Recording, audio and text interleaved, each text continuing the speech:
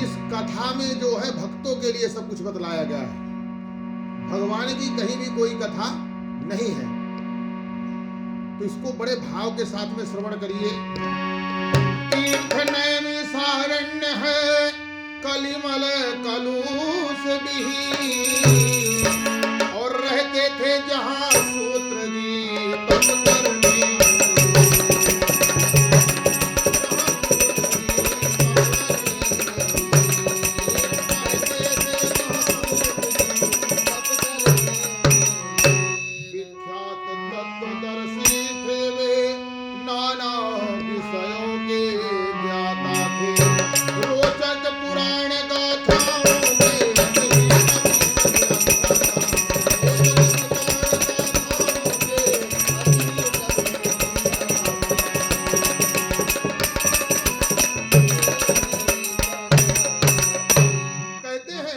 नैमिषारण्य तीर्थ पे 88,000 ऋषि एकत्रित हुए और आपस में सभी मंत्रणा कर रहे थे, मीटिंग कर रहे थे कि मनुष्य का उद्धार कैसे होगा।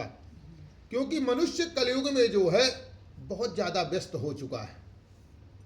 पूजा पाठ करने के लिए समय नहीं है, दान धर्म करने के लिए समय नहीं है। तो जो हम नित्य पाप करते हैं उससे हमको अनेकों प्रकार से बाधाएं उत्पन्न होती हैं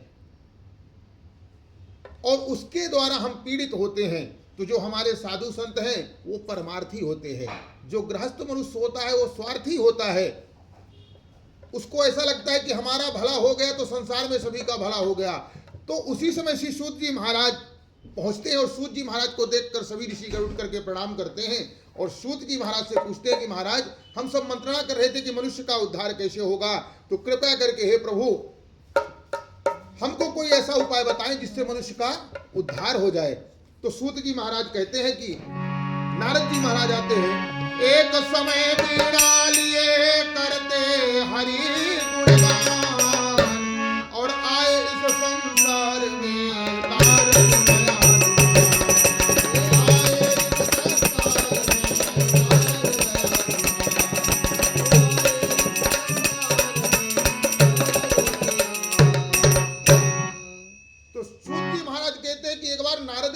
ऐसा विचार आया कि मृत्यु लोक के जितने भी जीव हैं बहुत ज्यादा सुखी हैं। क्योंकि यहाँ बड़ी सुंदर सुंदर गाड़ियां चढ़ने के लिए मिलती है। सुंदर सुबह से ही, रात से ही, सुबह से नहीं, रात से ही डोसा बढ़िया मिलने लगता है। लेकिन देवलोक में सारी व्यवस्थाएं नहीं है। तो नारद जी महाराज यहाँ आकर देखते हैं कोई तन दुखी, कोई मन दुखी, कोई धन बिन रहे उदास, और थोड़ा थोड़ा सब दुखी सुखी राम को दास। यहाँ आकर देखते हैं कि सभी लोग दुखी हैं। किसी के पास में बहुत सारा धन है, उसको चिंता है कहीं चोर चोरी करके न ले जाए, कहीं इनकम टैक्स वाले न आ जाए, तो वो भी दुखी है। और जिसके पास में धन नहीं है वो भी दुखी है। जिसके घर में संतान है, संतान माता पिता को पीड़ित कर रही है, वो भी दुखी है। और जिसके संतान नहीं वो भी दुखी है। सुखी कौन है? जो भगवान का भक्त है। तो नारद जी महाराज को समझ में नहीं आया। नारद जी महाराज तुरंत देवलोक के लिए प्रस्थान करते हैं भगवान का कीर्तन करते हुए। श्री हरि नारायण नारायण नारायण।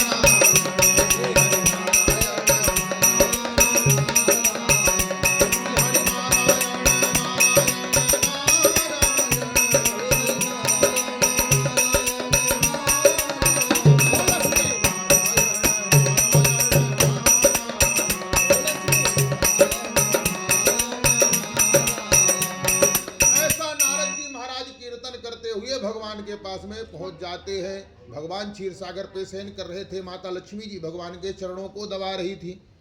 ऐसे अद्भुत दृश्य को देखकर नारद जी महाराज भगवान को साष्टांग दंडवत प्रणाम करते हैं। फिर नारद जी महाराज को देखकर भगवान जो है अपने सिंहासन पे विराजमान करते हैं। नारद जी से पूछते हैं, महाराज आपका आगमन किस लिए हुआ है, कृपया करके बतलाएं। तो नारद जी महाराज कहते हैं, महाराज मैं पृथ्वी से भ्रमण करके आया हूं, वहां पर सभी लोग दुखी हैं। सुखी होने का कोई उपाय हो तो कृपया करके बतलाएं। तो भगवान नारद को कहते हैं, अवश्य बतलाऊंगा, क्योंकि आपने मनुष्यों के हित की बात पूछी है। तो कहते हैं, परहित सरिस धर्म नहीं भाई, और पर पीड़ा सम नहीं अधमाई। दूसरे का हित करने के बराबर कोई पुण्य नहीं है। जो दूसरे के दुख में दुखी होता है उसके बराबर कोई भी व्यक्ति नहीं है। तो कहते हैं नारद जी महाराज को भगवान अवश्य बतलाता हूं, क्योंकि जो बड़े बड़े ऋषि मुनि तपस्या करके प्राप्त नहीं करते थे वो आज छोटे से समय में प्राप्त हो जाता है। वह कौन सी पूजा है? भगवान श्री सत्यनारायण का पूजन। जो भी मनुष्य करेगा उसकी सारी कामनाएं पूर्ण हो जाएगी।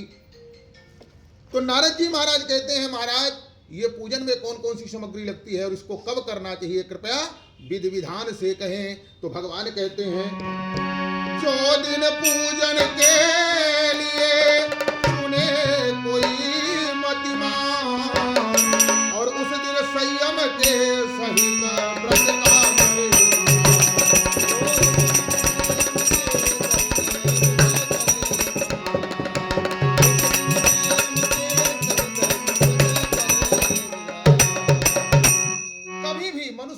समय हो तब भगवान की पूजा कर सकता है। पूजा करने के लिए कोई समय नहीं बनाया गया है, परंतु उसके लिए पहले नंबर मन को बस में करना चाहिए। एक मन पूजा में, दूसरा मन दुकान में। तो ऐसी पूजा नहीं हो सकती है। पंडित जी ने कथा सुना दिया और जजमान जी बैठे बैठे सो लिए हैं, निद्रा पूरी कर लिए, फिर लास्ट में पंडित जी अभी कौन सा अध्याय चल रहा है, तो पूजा नहीं है। पंडित जी खाली हल्ला करते हुए बड़बड़ाते हुए चलते रह गए और जजमान जी का दिमाग फोन में चला गया कि किसी का मैसेज तो नहीं आया, कुछ देखना तो नहीं है, व्यापार से कुछ मैसेज आया है। तो ऐसी पूजा नहीं। पूजा जो है चाहे आप साधारण रूप में करिए, लेकिन पूजा में मन लगा करके पूजा करिए। तो नारद जी महाराज को भगवान कहते हैं कि भगवान को सुंदर से सिंहासन पे विराजमान करे, फिर आटे का मधुर का सार बना, अनुराग समीर समाज बने।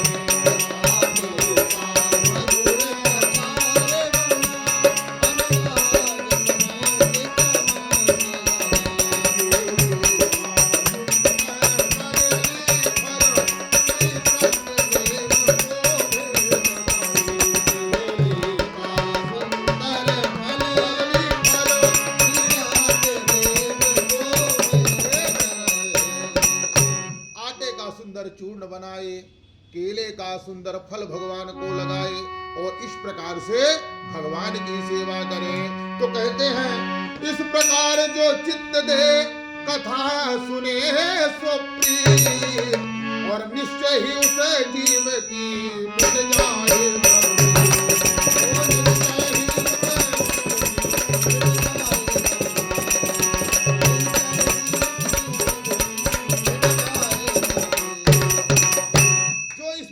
कथा करता है उसकी समस्त कामना पूर्ण होती है और अंत समय में भगवान के परम धाम को जाता है। जय जय श्री मार्कंड पुराणे रेवा खंडे सत्यनारायण व्रत कथायाम श्री लक्ष्मी नारायण देवतार्पणमस्तु। बोले सत्यनारायण भगवान की।